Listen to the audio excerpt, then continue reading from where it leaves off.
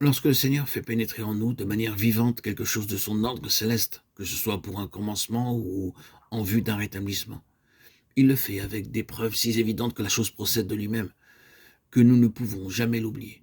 Pour nous, lorsque cette vérité nous fut révélée, nous vécûmes une période dans laquelle les signes étaient si visibles et si nombreux que nous demeurions dans un état d'émerveillement. L'intervention du trône avait été introduite par la prière dans toutes sortes de situations où l'ennemi était puissamment à l'œuvre et ces situations avaient été libérées. Nous nous abstiendrons de citer des faits ou de donner des exemples. Ce sont les principes spirituels qui nous intéressent ici. Au cours des années, il y a eu ensuite beaucoup d'éducation spirituelle et la lutte s'est engagée dans des domaines plus profonds, pénétrant jusqu'aux grandes et suprêmes issues spirituelles de vie et de mort. Mais la vérité et le principe restent le même. Et nous demeurons dans le témoignage positif de la souveraineté absolue de Christ dans tout l'univers et dans notre union avec lui sur son trône. Mais nous avions à apprendre encore davantage de la pensée divine. Et tandis que nous demeurions bien attachés à toute la révélation, le Seigneur nous mit en présence d'une autre question. Chaque nouveau pas comprenait ce qui avait été déjà expérimenté, mais nous entraînait plus avant.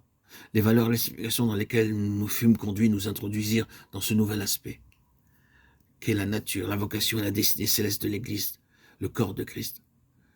Ce que le Seigneur avait accompli en nous par l'œuvre plus profonde de la croix avait abouti à côté d'autres expériences à un détachement étrange, en esprit, d'avec l'aspect terrestre des choses religieuses.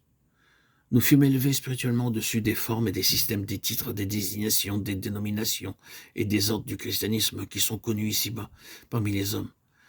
Et notre intérêt s'étendit à tous les saints sans distinction. Mais le Seigneur se chargea de nous montrer de manière positive la signification de ce qu'il avait fait. Nous comprîmes plus tard comment tout cela était en accord parfait avec toute sa parole. L'autel conduit toujours à la maison, cela signifie que la croix conduit à l'église. Il ne peut y avoir d'église avant qu'il y ait un autel. Mais le but même de l'autel, la croix, c'est l'église. Et c'est ainsi que se fit en nous, avec une clarté et une plénitude toujours croissante, comme venant du ciel même, la révélation de l'église, le corps de Christ.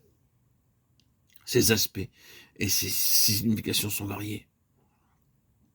Il y a premièrement le fait que l'exaltation et le règne de Christ ne sont pas simplement des questions personnelles qui le concernent lui seul.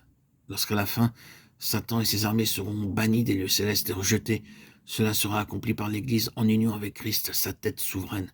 Et ce sera cette Église, la tête et les membres, qui prendra la place de ce royaume pour accomplir des desseins gouvernementaux qui avaient été usurpés par Satan et qu'il exerçait malignement dans l'univers de Dieu. Le Seigneur Jésus régnera et gouvernera par son Église dans cet âge à venir. Plusieurs autres choses, comme faisant un tout avec ce vaste dessein, devinrent alors claires pour nous.